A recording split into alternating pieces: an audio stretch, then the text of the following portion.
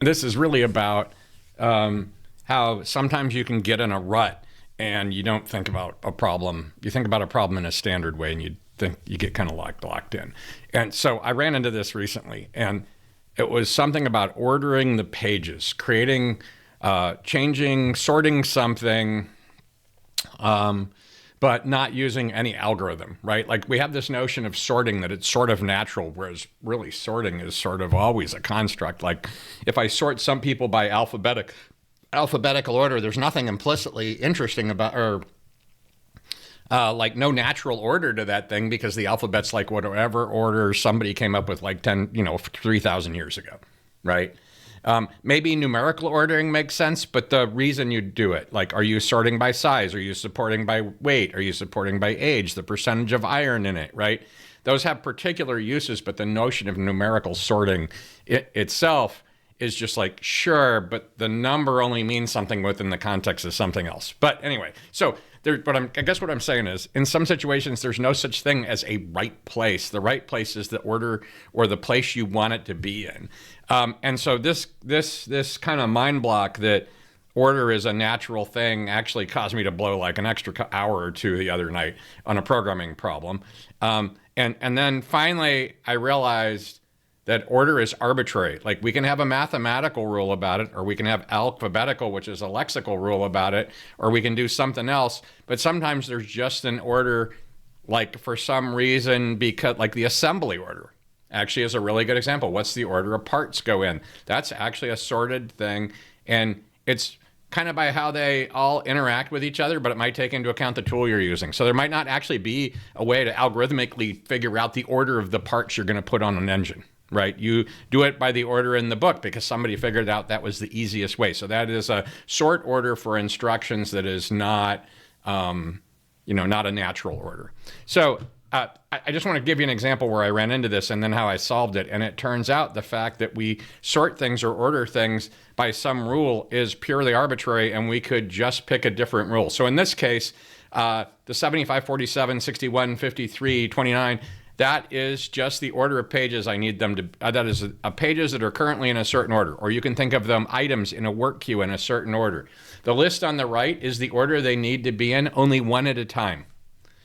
And if you look at it, it's like there are cases 47 to 53, they're bigger, 97 to 13, they're smaller, or they're going into the smaller number. So the numbers mean nothing. They're just identifiers. We needed to know whether we, if they're in the right order, and if we were going to resort them, if we were going to change the order, then we would do it based on this table. And it turns out computer software totally supports this because they have the notion of comparators, right? I'll show you this in a minute. And then basically, if you look at this, the last three of this in this programming challenge, those all needed to be reordered based on the rules on the right. And the crazy thing about the rules on the right is you can see that there are places like 47's actually listed as before two different things here. 97 is before a bunch of things.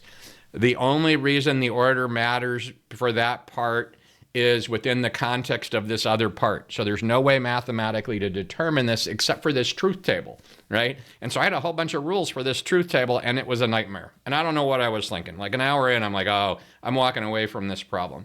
And then finally, I started looking at it, realized it was a graph, and a graph implies order. And if there's a graph, can I figure out some way to imply this? Well, it turns out pretty much every piece of software language has a sorting, right? And they have this thing called a comparator. And the only reason sorting works the way it does is all this comparator does is says, if I have these two things, which one's bigger and what's smaller? So when it's numbers, it's easy. This number's smaller than that number. When it's alphabetical, this letter's in front of the alphabet. Oh, but it's not that easy because did we take into account caps or not, right? So there's like rules around that. Oh, capital A and small a, that's actually some arbitrary character set that somebody did on the computer. Otherwise, like is the capital A and the small a really the same thing from the point of view of a sorting, even though they're not necessarily equivalent? I don't know. It's confusing. So it turned out all I had to do was write something out comparator. Comparator says, is A or B, is A less than B or B less than A? Or are they equal? In the case of that truth table, I'm just going to assume if they're not on the table, they're equal. It doesn't matter what order they're in if they're not on the table. And it turns out with those IDs, those page numbers, whatever you want to call them, all of them were covered in the truth table. So it turned out there was only one answer with the pages that were there. So that whole thing, going to implement this decision table, right? All these decisions, and actually the real problem had like 5,000 of these, right? Because the problem space, this is like a sample problem space. The real problem space had thousands of entries. I could have done this with like an if statement for this, but if you got thousands, that doesn't work. So we take the truth table, and all we do, man, this like blew me away, and it's probably obvious to other people, but to me, it just reminded me that the natural order is the order we make things go in, maybe not the natural order, like except for numbers. I don't know. So it turns out all I needed to do, if I have an A and a B, which one's before the other, I just take the A, put a pipe between it, put A, pipe, B. If that is in the table, then A is before B, right? Because it's in the table as before B. If I reverse them and they're in the table, then A is after B, right? And if it's not in the table, so all I had to do here is just sort. It turns out everything sorts, and normally you can take a comparator. Here's a character comparator. Here's an int comparator. Here's a weight comparator. I don't know. Here's a solar atomic mass comparator. I don't know what it is. Anyway, so I did. That's all I had to do. This like 5 lines of code wiped out like 40 lines of code, and let me solve like 3 different problems. So I guess what I'm really trying to say is, it's easy to view things as having a natural order, and if they don't have a natural order, it's complicated. But that may not really be true. There may be some rule, even if it's a lookup table, that tells you what order stuff's supposed to be in. So that's it for me.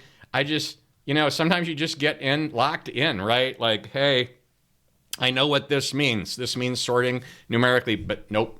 It turns out it's a construct, and if you change the construct, you can do your own thing. Have a great day.